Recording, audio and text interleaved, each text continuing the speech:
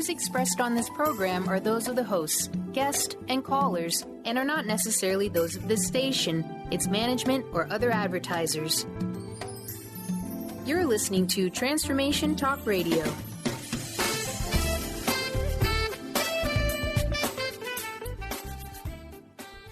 Hi, welcome. This is Dr. John DeMartini. This is one of the most amazing and inspiring shows that you can listen into. If you want to be on the edge of your seats, if you want to open up your heart, if you want to expand your mind, and you want to meet incredible people, stay tuned because you're just about to experience a transformative radio show that will change your life. And you're listening to the Dr. Pat Show that's coming up right next.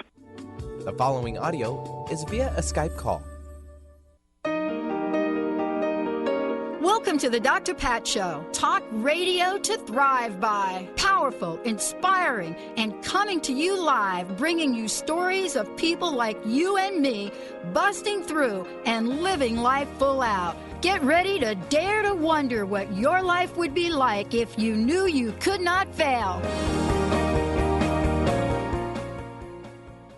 Wow, everyone. Welcome to the Dr. Pat Show. Welcome to Transformation Talk Radio. Boy, do we have a great lineup for you guys today. You know, starting out with KINDSIGHT with photographer Robert Zuckerman. But before I introduce you guys to Robert, I want to shout out Mr. B. Hello, Mr. B. Hey, Howdy, did you Pat. watch the Oscars? I caught a little bit of it. I was kind of preoccupied with the boys. The girlfriend was a little under the weather, so I kind of took over some duties there. And so, you know, I caught up a little bit online about Chris Rock. I guess he did a really good job on opening the Oscars and addressed pretty much right away the debate back and forth about the whole situation. But I mean, it's great overall, and congratulations to Leonardo DiCaprio. Finally got his first, and that's cool. Yeah, super. And by the way, I loved his speech. Oh, man, fantastic. Loved his speech. He was like crazy good. Mm-hmm. Well, clearly, when you look at the Oscars, you certainly think about photography. You look at, what people are showing up as and what they're showing up as not. And, both sides of that, too, reflect how we view things in the world and what is the lens that we use. Well, today, Benny, we're going to get to talk with one of the best. Robert Zuckerman's joining us here today, and we're going to be talking about KINDSIGHT.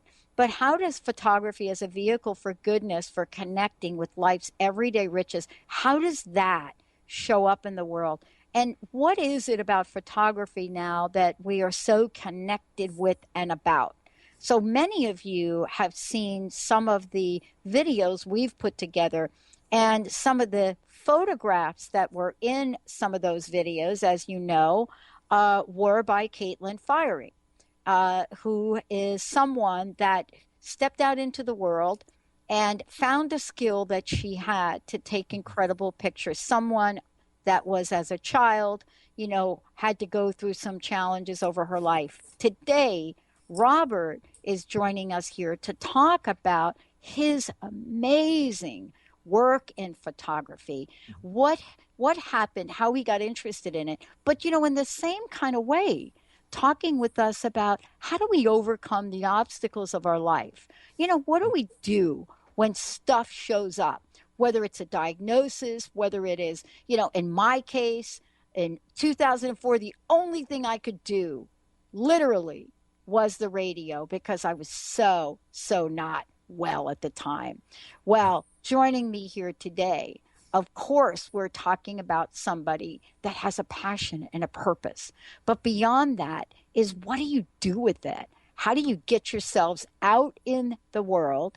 How do you take that talent you have? How do you go beyond the beyond and become an amazing photographer, or shall I say a conduit of what we actually see in the world and what's possible to see, a conduit to the world of messaging, as Robert calls it, KINDSIGHT. But in this collection of photographs that he's put together and text, what is it that sets his work apart? Why do we relate to so much of how he shows us the world through a different lens? And by the way, he's been in advertising, publicity campaigns, You know that you've seen his photographs in Any Given Sunday, Training Day, Terminator. I can go on and on and on. But what's behind the man that's behind the camera. Robert, welcome to the show today. It's Oh, wow. great to have you here. Well, great to be here. And I just wondering, can we just bottle like whatever your energy is, and just like, I'll take like a lifetime supply of it, please. You know, here's what it is. The passion that you have for what you do Yeah. is, for me, something I discovered in this venue later on in life. Yeah. But, how do we take that passion? I mean, what is this like for you as you hear somebody like me get so jazzed about talking about your work? And of course, it does relate to the Oscars last night and the lens by which we see things. Yeah. How has this become, for you? How did you discover and fine tune, the lens that we call Robert Zuckerman? Wow. Well, it's kind of like you said with the photographer that you just mentioned, Yeah. who discovered something that was, her niche or her, her way of doing things. For me, in my early life, it's, way back when, I went through, my parents were divorced, and, it was kind of one of these very shy, inhibited, low self-esteem kids. And I don't know when it was, but somewhere, before I even became 10, I became fascinated with the camera, because I came to see it as like this magic box that connected the inner and the outer worlds. And I think that was my early attraction to it. And so that was the beginning. Then I really didn't, get into it. I mean, I kind of loved photography and loved cameras, but I couldn't get a camera. And then when I started college at Boston University, and I thought I was going to be a lawyer, because my grandfather was a lawyer. And so I was taking political science and whatever. And then I transferred. I kind of followed a friend of mine who was my mentor back then out to UC Berkeley in my junior year. And it was then that my friend, his name is Joel Levinson, who's an amazing photographer, and he was my early mentor. And basically, he said to me 4 very powerful words that I've relayed to a lot of young people, which is basically, you can do it. And he introduced me, and then basically, gave me permission to do that. And then it was like a whole world opened up. So that was the early start of it. And it just went on from there. But, in life, I don't know, maybe not everyone's like this, but I think we all have different experiences that lead us to see things in a different way. But for me, early on in photography, I wanted to do something more than just, click a lens and get dates. I wanted to do something that helped the world and was good for people.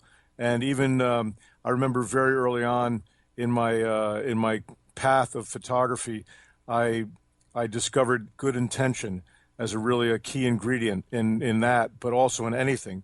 So whenever I was photographing someone, I would sort of think to myself, well, I really want this photograph to help you, or I want this photograph to be something you'll really like. And I found that no matter whatever your level of technique, if you have good intention in anything you're doing, it comes through in the results. I love that, because you're absolutely right about that. I mean, you asked me about my energy, and it's fascinating. You and I get to talk about this because, here we are. How have we changed? How have we been able to take maybe a not so good poker hand that perhaps we were dealt?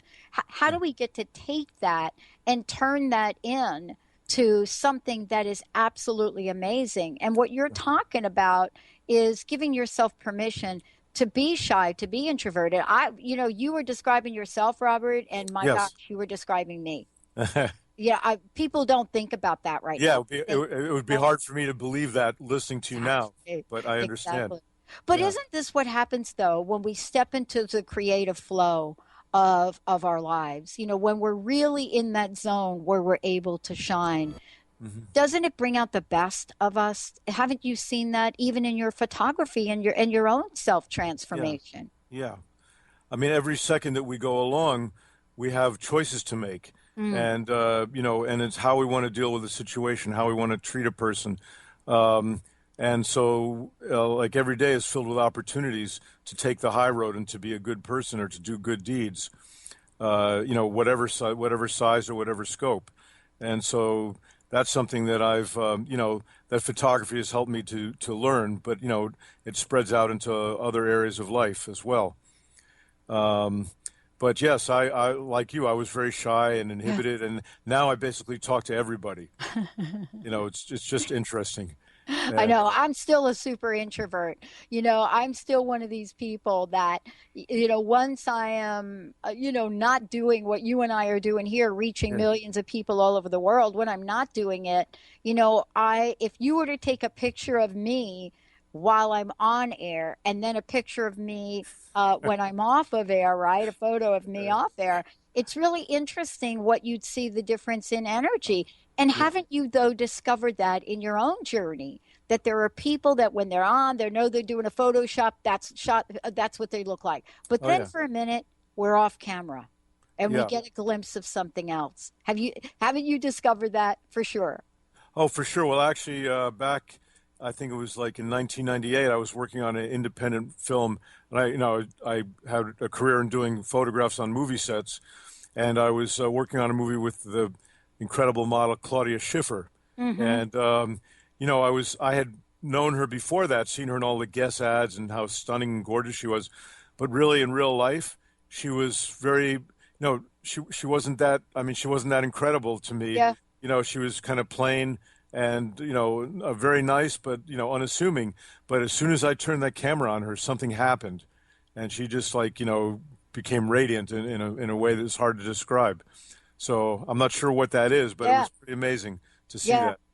I love this because, if we could just take a hot second and talk about the Oscars for a minute. Okay. And you not necessarily talk about the Oscars, but let's talk about the images for a minute.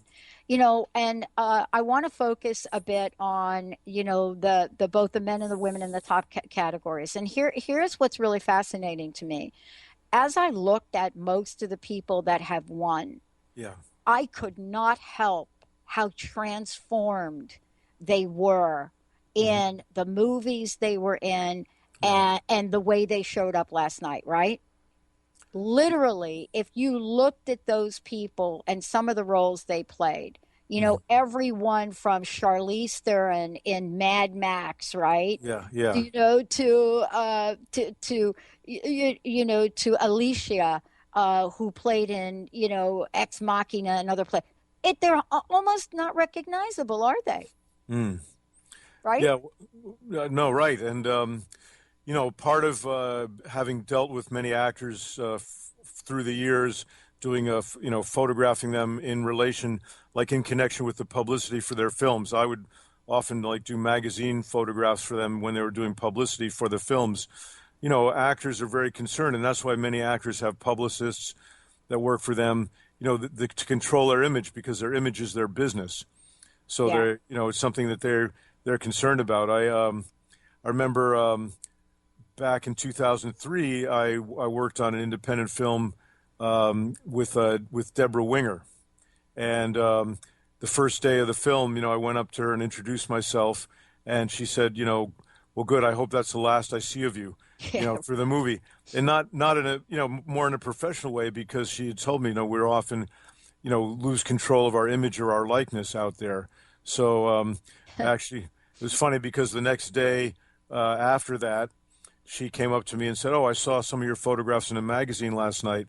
And then I told her about that 11 years prior to that, I had worked on a movie with her ex-husband, Timothy Hutton. And at that time, their 4-year-old son was on the set. He was, back when I did that movie, and I did this really incredible photograph of him. And I told her, I said, I did this photograph of Noah. And she goes, "Oh my God, that's my favorite photograph. It's in my living room." And then from that moment on, we were like the best of friends. So, but Yeah. that's, but what she was saying to me, that there's a concern of actors and how they're portrayed. And, Yeah. also you have the whole faction of the paparazzi. I mean, I remember I was working on this film called The Banger Sisters with Yes. Goldie Yeah. Hawn and Susan Sarandon. Yeah. And we were filming at some college campus, and I remember, I guess, some paparazzi with a telephoto lens had gotten this, very unflattering photo of Goldie Hawn, eating food or something like that. And to me, that's a different, like when I talk about good intention, that's not there. That's just in making money, and that's what they do. So Anyway, I know I'm diverging a little bit from your Well, question, no, but that's actually what we're talking about today is, in looking at how do we get to show up and what is the importance of photography today in portraying messages. And this is really kind of cool, Robert. I'm so glad I got you. You're here joining us today yeah. because never in the history of our humanity has imaging been as prevalent as it is today. Oh, yeah. The only other time that I can think about it, imagery, is when you go back thousands and thousands and thousands of years when people were putting imaging on cave walls, right? Right. Yeah. That's it. Here we are today. I wanted to ask you this question. What is important about photography today in the world? And, what is it that we can learn from the way that we're imaging life? Well, that's kind of a broad question. I mean, we are a very image-oriented society, and nowadays, as you say, imagery is so pervasive because everyone has a camera now, whereas even 20 years ago it wasn't that same way. So now for me, again, here again, I go back to the intentionality. Yes. Of For me, what sets someone like me apart from anyone who can have a camera and Instagram and make their photographs look cool. Well, for me, it's really like, okay, I really got to give the best I can give, and I want to make this person look good, and especially me working with a lot of famous people whose image is their business and their livelihood. I've learned how to do I'm not a master at Photoshop, but I've learned how to do things that can help out a little bit. For instance, I once remember seeing, I had worked, I told you, with Susan Sarandon on Banger Sisters, and then I saw some magazine cover where it was kind of a, up angle shot, and you could see the hairs in her nose, and I was like, where was the art director there? That would have taken 15 seconds to clean that up. So I kind of am very careful about even that's where digital photography has been helpful, because now as a photographer, I'm the line of first, the line of first defense. So I'll try not to even turn anything in that in any way compromises someone, because once it gets out of your hands, you don't really have control of it. Yeah. So, so I especially in that world, it's important. Also, in the news, I mean, the thing is, I've seen things even in the news, or I've heard stories about how, the news photography, you're not supposed to do anything. It's supposed to just be that and no Photoshop. But I've heard stories, unfortunately, where things have been manipulated to kind of cater to a particular story, which, to me, I think is unfortunate. But, that's also part of it. So, for me personally, I just try to maintain integrity and respect with the whole series of KINDSIGHT, which we'll talk about more. But you mentioned, I always, and I tell this to students, I said, photography is a vehicle for many things, but among them is respect. So if I'm, having a conversation with someone and I think, well, I'd like to photograph this person, I'll ask them, and if they say no, I don't push it. I respect that, because there'll always be something else. Right. So I try to make it a vehicle for that. Yeah. I mean, it's so interesting that we are in the world today, and I know we're going to talk about this. Yeah. We're in the world today that the latest research that has come out now is the following, Robert. I think you'll find this very interesting. And that is, it doesn't matter what you want to put out in the world, especially on the internet now, that all of the statistics show, and this is something you've known for decades, right? All of the statistics show that do not put a message out without an image. Okay, right out of the gate. They're saying half the time people will click on the image and never read that first line of text. And so I, as a photographer, I'm wondering, did you ever think you would see the day that would become a reality in our world? Wow. Right? Yeah.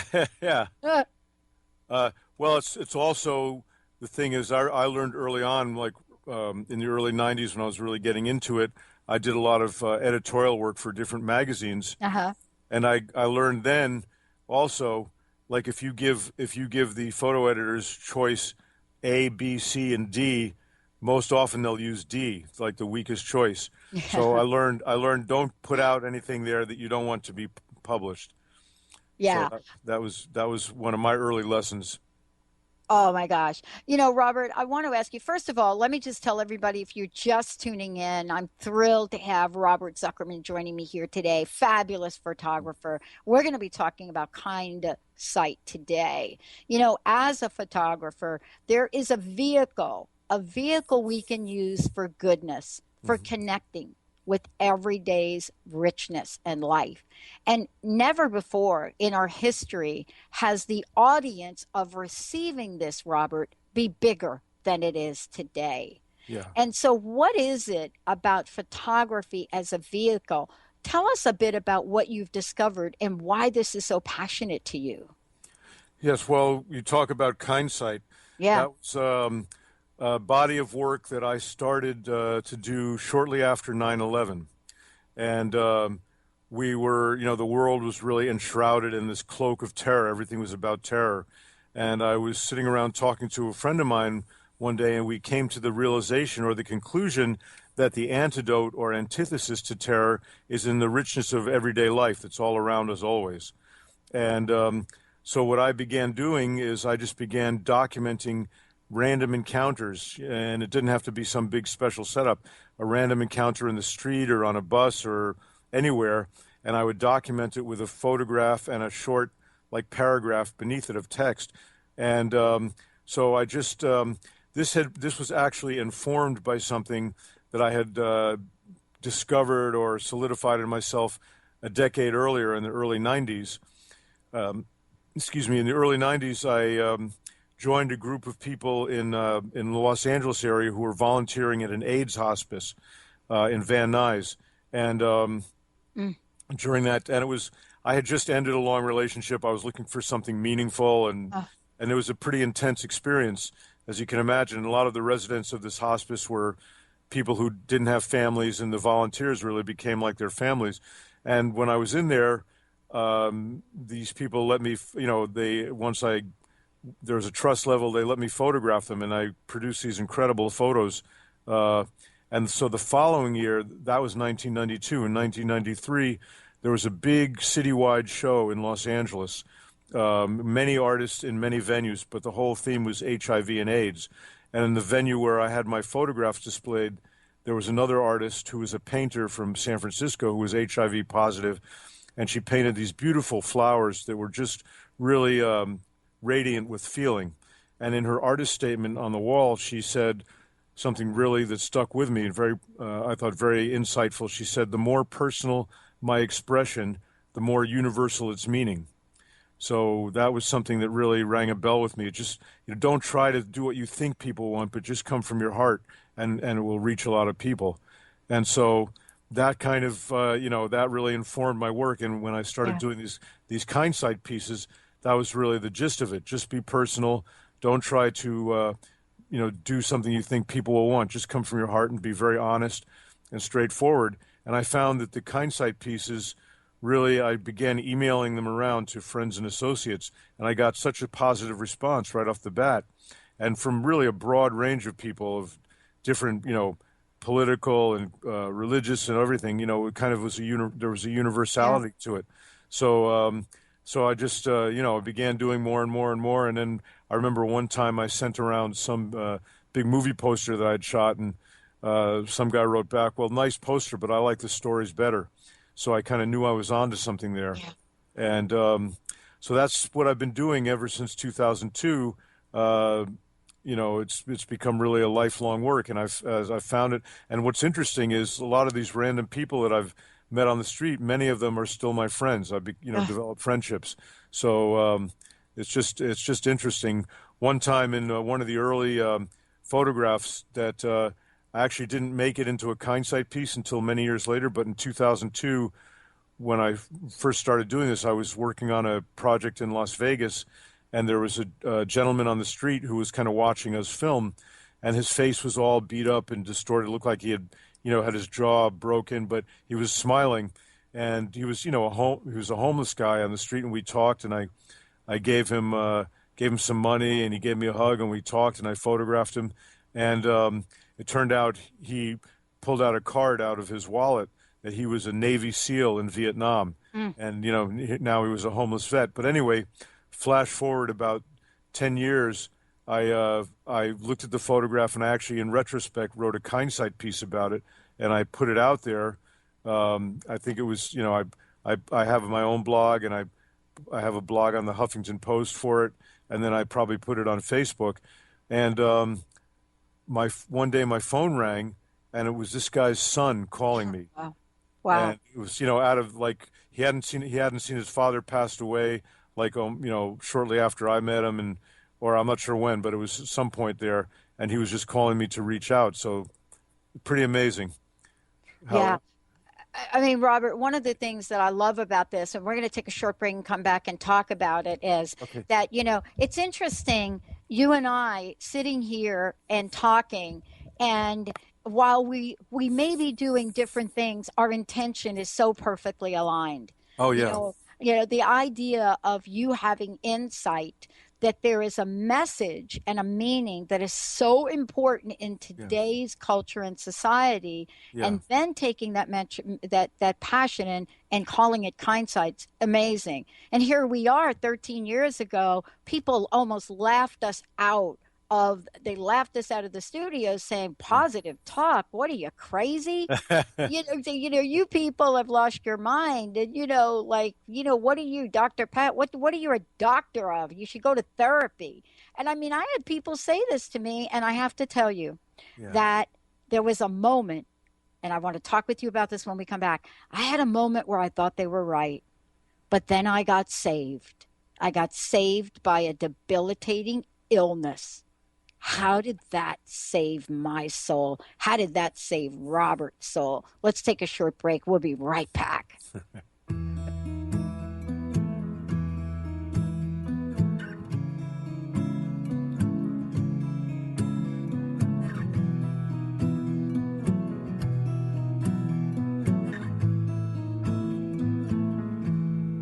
Loving can hurt.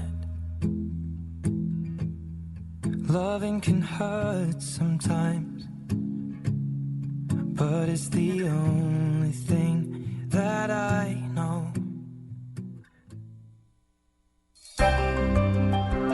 Shine On Radio. Find Your Shine with Kelly is the show that celebrates what makes you, you. Join co-hosts Kelly Wadler and Dr. Pat Basili as they break down how to brilliantly fuel and move your body and love what makes you shine. Kelly is a professional arts and wellness coach dedicated to helping brilliant women find their confidence, energy, self-love, and shine.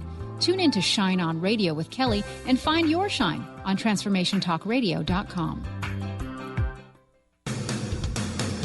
Transformation Talk Radio is dedicated to the education and awareness of Lyme disease. Hey, everybody. Welcome back to Lyme Talk Radio. I'm Dr. Pat, joined here by Dr. Nusheen Darvish. Dr. Pat Basili and Dr. Nusheen Darvish will be bringing the most innovative, groundbreaking information, research, treatment innovations, and stories from those it affects every day. I'm so excited to be talking about this. We have so much to share. Dr. Darvish and I are planning to do is connect the dots. People suffering with all sorts of chronic diseases, it's time. It is time for them to transform. Tune into Lyme Talk Radio and help keep our mission strong. For the loyal listeners out there that have been listening to this incredible show on Lyme disease, we are not going to let you down. We're going to come through stronger and enrich the platform for Lyme disease awareness through Lyme Talk Radio. The message will continue, the conversations will become stronger, and the healing epic. Francine Vale is a being of light.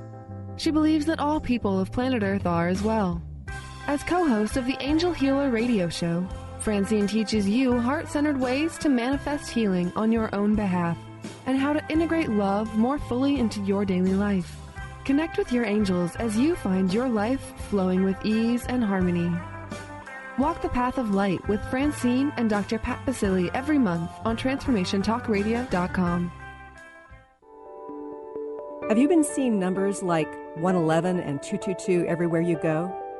Do you feel that the universe may be trying to get your attention? perhaps offering a message of some sort? As it turns out, numerical patterns in certain types of geometry form the very fabric of our reality, from cells under a microscope to the astronomy of our night sky. At Stellar Reflections, we offer special sessions which tap into these patterns, designed specifically to support you on your journey.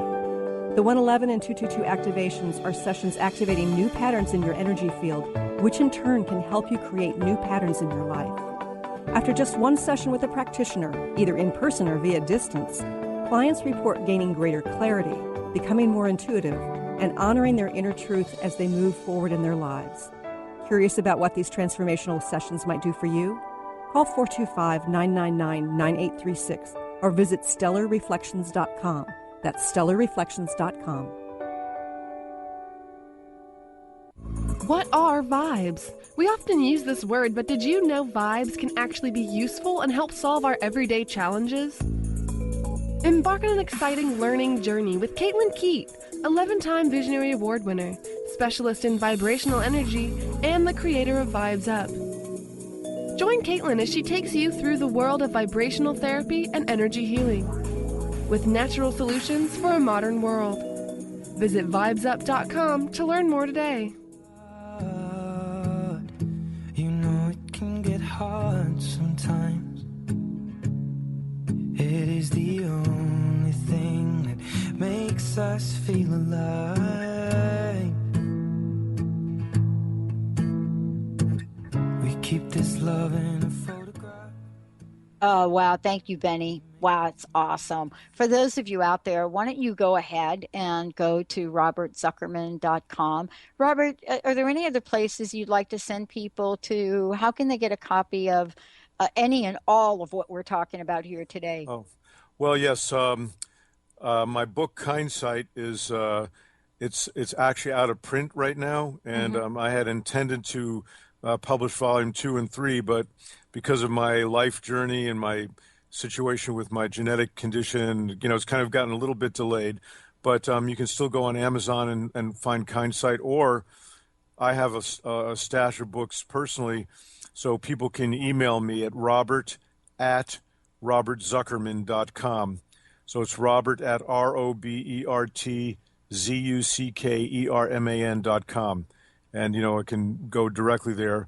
I also have a KINDSIGHT blog on the Huffington Post, which is, it's a long address, but if you go onto the Huffington Post website and search out either Robert Zuckerman or KINDSIGHT, it will come up. And, I have a personal blog, a KINDSIGHT blog as well, but the Huffington Post one is really the best one right now. So that's pretty much it. There are some things. Yeah. Yeah. So I'm sorry. Yeah, no, I mean, and I want to make sure everybody is able to do that. Also, when you go to Robert's site, you're also going to be able to see that, he has a KINDSIGHT gallery, and you could take a look at the many, many posts that he has up there. Let's talk about something you and I just touched upon earlier that we have in common. Right. And that is, all of a sudden you're going through your life and somebody says to you, by the way, you're really not well. You have this, or in my case, we don't know what you got, but we just know that you, Pat, you're looking at a wheelchair here. And, the question is, does it make you stronger? As Kelly Clarkson would say, if it don't kill you, did it make us stronger here, Robert? Well, I feel that it did. And my situation is that I have a younger half sister. We have the same mom, different dads. My sister Patty, who is she much earlier in her life, in her 20s, she began having issues, and she's now quadriplegic. And I've been and they never diagnosed her. We did a lot of tests. This is going back to the late 1980s, and so for many years I was her caregiver. I still am, but more fully when I was able-bodied. Bathing her, taking her places as she was going through her process. So when my situation occurred, I started having mobility impairment in like late 2002, 2003. I was in my late 40s.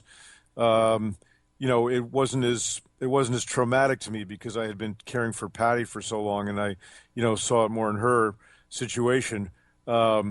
So and also it does, there's that old sort of adage about when one capability or sense or something is diminished, other ones become stronger.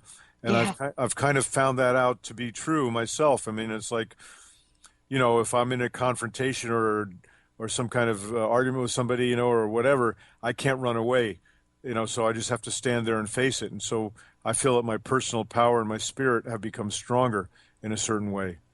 And I've also, and this may sound morbid, but it's actually not, I've become much more aware of my mortality. I was told when I was finally diagnosed with my disease after about 7 years of trying to find out, or almost 8 years, that it's potentially fatal or terminal, or it shortens the life expectancy. I became much more aware of my mortality, and I've realized, that pretty much the moment you're conceived, the moment the sperm hits the egg, your meter starts running, and you never know when your time is going to come. And that's, to me, both good news and it's bad news in one sense, because everyone here is going to die, but that's also good news. Why is it good news? Because it really helps, at least for me, focus on how I want to spend this finite time that we have here, and how I want to conduct myself and how I want to be. And also, it leads to other things too, which is that really I feel that our beings don't really begin at birth nor end at death. That, our spirit carries on in certain ways. And I don't know, that's a whole other conversation. Yeah, But, no, but it's part of the conversation because, sometimes what we do, and we're now, this is science and spirituality that are finally kind of getting on the same page for a lot of things. Mm-hmm. You have, on the one hand, you have a guy like Dr. Oz saying everything is energy. Energy is the next frontier. Then you have the people that I've been able to hang around with here in the past decade who have said, energy is here now. Understanding how we show up in the world, what we show up as, is going to make a difference. And isn't that, what the message is behind KINDSIGHT? It really is a portrayal of energy through photography in a different way. What do you think, Robert? What do you think about that? No, I love that. It's actually true. And I just came to the, especially when we were going through the whole political landscape of terrorism and this and that. And, I realized in KINDSIGHT, there is no such thing as us and them. It's all us. And that's something that, even in the classic poem, like by John Donne, where he goes, "No man is an island," one of the things that he says is any man's death diminishes me, for I am part of, or I am involved in mankind. So we're all together, and we're all human beings, and we're all like, there's the whole like Gaia theory where, all of humanity is one organism, and we're like the individual cells in that organism. So if something happens, somewhere on the other side of the planet, it affects me, and I have a hard time, I think about it. So, and I think a lot of us are affected that way too. So that's kind of what KINDSIGHT is about, is that everybody is a star, everybody has a story. And there's a phrase that I coined with this, is just, I call it the power of hello. And, it's like, how that awkward silence of being in an elevator and you don't talk to people. Well, just, saying hello. And it's amazing what happens when you start talking to people, the stories that come out, and you find that, look, everybody's got a story. Everybody's been through something pretty much. And so that's really the beauty of it. Yeah. But, one of the things that is so important in talking with you today about this too, is looking at what happens inside of us. What happens with our hearts when we decide that this is really the message, this is the way I want to be in the world. As you think about, Robert, and you think about the many, many, many people you photographed, who comes to mind for you? Who comes to the top of your list of moving you right smack dab in the heart? Well, really one of my favorite subjects is who I told you, my sister Patty. Yeah. And right now she's at a stage where she has very, very limited movement in her hand. I mean, she can't hold anything, so and she can't speak, but her eyes are so alive and so filled with life and light. but she'll see me raise my camera and she'll just kind of give me that look. And it's like, okay, here we go again. But she's been really one of my favorite subjects. I've as far as, movie stars and famous people, I've had, great collaborations with, Denzel Washington, Will Smith. I love working. I did a movie with Kate Winslet, and she's, even though she's at the, top of the mountain in terms of acting, she's just so down to earth. Yeah. And another English actress, Helen Mirren, the same way, just so down to earth. So I've had good experiences with many people. I mean, Arnold Schwarzenegger on Terminator 3. In fact, there's a great story that the listeners might enjoy. When I was working on Terminator 3, which was back in 2002, and we were filming in Los Angeles, and one day we were sitting on the set, and in between setups, and Arnold is in his chair, and he goes, "Robert, do you have your cell phone?" I said, "Sure, Arnold." He goes, "I want to talk to your mother." So I call my mom, who's down here in Miami Beach where I am, and I said, "Hey, Mom, someone wants to talk to you." And I put her on the phone with Arnold, and they talk, and at least 5 minutes. They have a nice conversation. And then in the end, Arnold says to my mom, your son is the best photographer I've ever worked with. And then he goes, "But he doesn't get the credit. You do, because you produced him." And I just thought that was such a nice shout out to parents, so that was something that, that I really liked. And then I worked with Arnold again back 10 years later in 2012. And so that was one of the nice things about the film business is I did it for, in earnest as a photographer for about 25 years is, running into people. There's kind of a circle and you run into people again. And those, working relationships are something that I really, value and treasure from that. But so, yeah, my sister, Patty, boy, I don't want to leave anyone out, but I know. But we get to change our minds based on, what is true for us, because part of this is the transformation. I want to take a short break, Robert. When we come back, let's talk a little bit about how, when we say yes to our passion and our purpose, we too become transformed and take the journey. Take a short break, everyone. We'll be right back listening to the Dr. Pat Show. My very special guest joining me here today, Robert Zuckerman. When we come back, we'll tell you a lot more about how you can tap in to your passion, your purpose, and meaning in the world today. Stay tuned. We'll be right back. We made these memories for ourselves, where our eyes are never closing, our hearts are never broken, and time's forever frozen still. So you can keep me inside the pocket of your ripped jeans, holding me closer till our eyes meet. There are so many resources out there for meditation. But did you know that Atana's Heart Earth Healing Meditation is available for you for free? Yes, that's right. You can receive this free healing meditation today from Atana Vadili. All you need to do is visit his website, atanamethod.com. That's ATAANA method.com. And sign up. You will receive your free meditation instantly. That's atanamethod.com. Get into it for 2016. Do you want more prosperity, clarity, energy, and balance in your life? Join Lynn Brown now through March for one of her amazing workshops, each focusing on a key part of living your best life. For more information and to register for one of these amazing workshops, visit lynnbrownevent.com. That's lynnbrownevent.com. And get into it this 2016 with Lynn Brown. Put a little woohoo in your life with Keys. Keys Clear Protein Waters have 22 grams of smile-making, attitude-adjusting protein in every bottle. Did I mention its tongue-tingling taste? Not just another guilty pleasure. With Keys, you'll enjoy every low-sugar sip and freedom from gluten, lactose, and GMOs. Who needs the fountain of youth when you can find Keys on Amazon or at Keys, Kees, please.com. Put a little woohoo in your attitude with Keys Protein Water. What if we really didn't have to die to go to heaven?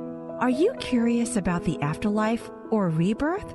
The highly anticipated new book from author Dr. Susan Allison, You Don't Have to Die to Go to Heaven, is available now. Find out how to find guidance and healing in the spirit realms. Order the book today and put it on your must-read list for 2016. Visit drsusanallison.com to learn more. Are you ready to stop stress, anxiety, and low self-esteem from running your life? Join award-winning author Dr. Friedemann Schaub for Empowerment Radio and learn breakthrough solutions to switch out of survival mode and approach every day with great ease, joy, and purpose. Tune in the first and third Wednesday at 11 a.m. Pacific to Empowerment Radio with host Dr. Friedemann Schaub on Transformation Talk Radio. Visit thefearandanxietysolution.com to learn more. Hi, everyone. This is Dr. Pat. The ancient Inca root vegetable maca is world-renowned for its wide array of health benefits. As a family-run company of true maca specialists, the maca team's mission is to provide you with fresh, organic, premium-quality maca powders at a fair price. Amazing. All of the products are always organically grown, fair-traded, GMO-free, fresh, and potent. So don't take my word for it. Experience the life-changing benefits of maca today. Visit themacateam.com. Be alone. Wait for me to come home. Loving can heal. Loving can mend your soul. Hey, everybody. Welcome back. It's so great to have you here. For more information about us, go to the Dr. Pat Show or go to Transformation Talk Radio. For more information about Robert Zuckerman, certainly go to robertzuckerman.com, but you can also Google his name and you'll get lots of information. For sure, KINDSIGHT, KINDSIGHT, perfect place for you to see exactly what this work is about. You know, capturing the essence of people, you know, their souls shining through. You know, it is quite an accomplishment when you can literally have the skill, the talent, and certainly, you know, the soul journey to do that. You know, I will tell you something interesting, Robert, and I know we're going to talk about passion and purpose here today in this segment, talk about, you know, what is it that calls us to bring something forth. I think one of the most misunderstood young actresses in the past decade or so has been Megan Fox. And I saw a picture that you took of Megan Fox. Yeah. And if that did not speak volumes to a side of this young woman, of course, that was never really shown. I mean, everything from words that were said about her and not said about her, the demise of Transformers, it's just not who this woman was. Yeah. Can you talk a little bit about this and how this particular picture may reflect what it's like to invite people to bring their talents to the forefront? Yeah. Well, that's one thing I learned in Hollywood, you know, because there's a lot of gossip and you hear things, and I learned, I just made a choice early on to take everything with a grain of salt, you know, until I had a firsthand experience with the person. And, you know, especially with actors, I mean, you know, really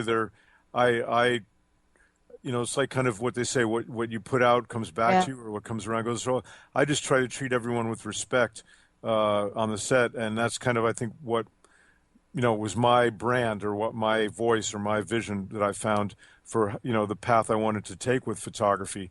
So, you know, I got along well with Megan, and we, you know, we spoke to each other just like, you know, human beings and people.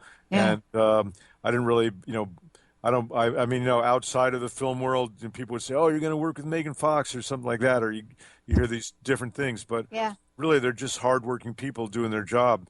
And so, you know, that was, I mean, maybe that's what you saw. I'm not sure. Yeah, which it's a beautiful picture. I mean, it was, for me, it was stunning. Here this young woman is, and at the time, you know, there was so much floating around out there. She's sitting on the beach. I think she's sitting on metal, and she's taking sand, and she's pouring sand over her feet. And it is such a beautiful shot that you can see the beauty in her soul. And I think that's what you do, Robert.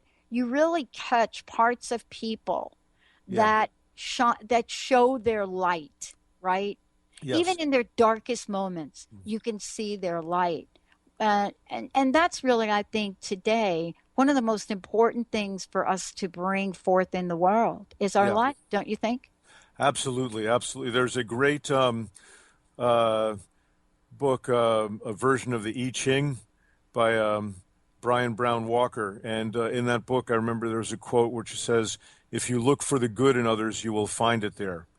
And then there's another quote that's similar to that, which says, "When you speak to the good in others, you strengthen it."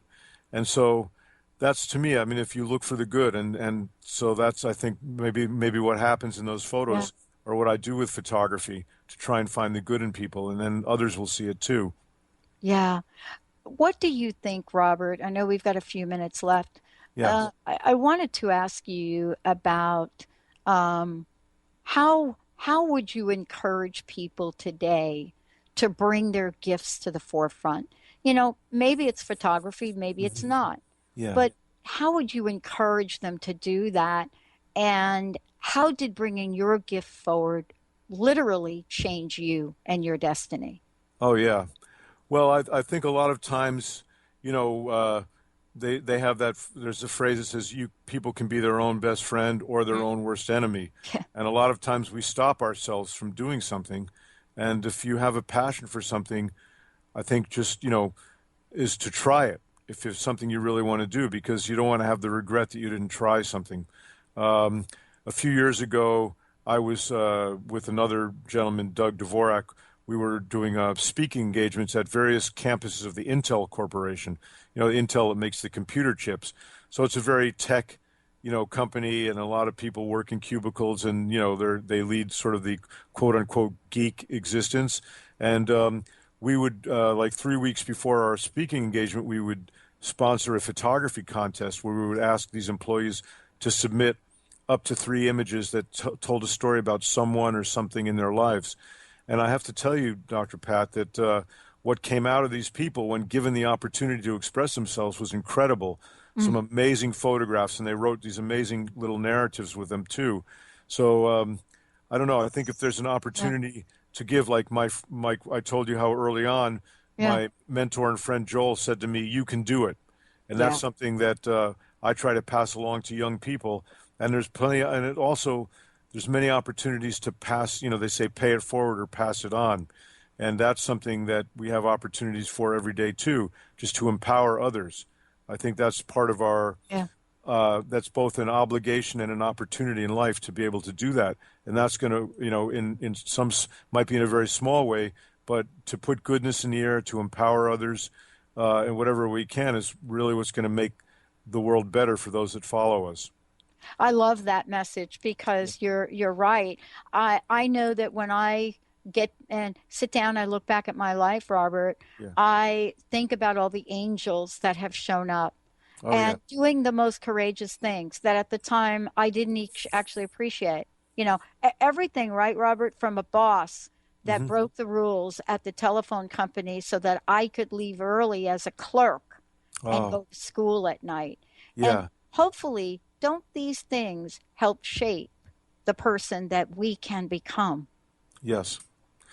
Yeah, they really do. And it doesn't take much. It doesn't take much. No. The small actions, and we have the opportunity every day. And, we're only here for a finite amount of time. So we have these choices to make for wonder, and I think, eternity, there's that phrase that eternity is the now. Yeah. So if we really want to know eternity, it's here for us right now. Yeah. And it is an amazing time. All we have to do is suit up and show up. Robert, thank you for a great show today. I have one last thing I'd like to ask you. What's your personal message? What would you like to leave us with today? Well, it's pretty simple. It's just be a good person. And every day there's opportunities for that. And that's going to, make the world better for now and for those that follow. And I think that is our, we want to seek eternity or immortality. Well, just be good. Just be a good person. And that's what's going to help make the world a better place for others now and for those that follow us. Wow. Robert Zuckerman, everyone, please go ahead and find out lots more. Take a look at these amazing, amazing photographs that we're talking about, his work, the messages behind it. Go to robertzuckerman.com. We're going to take a short break, everyone. When we come back, we'll be right back with Atana. Stay tuned.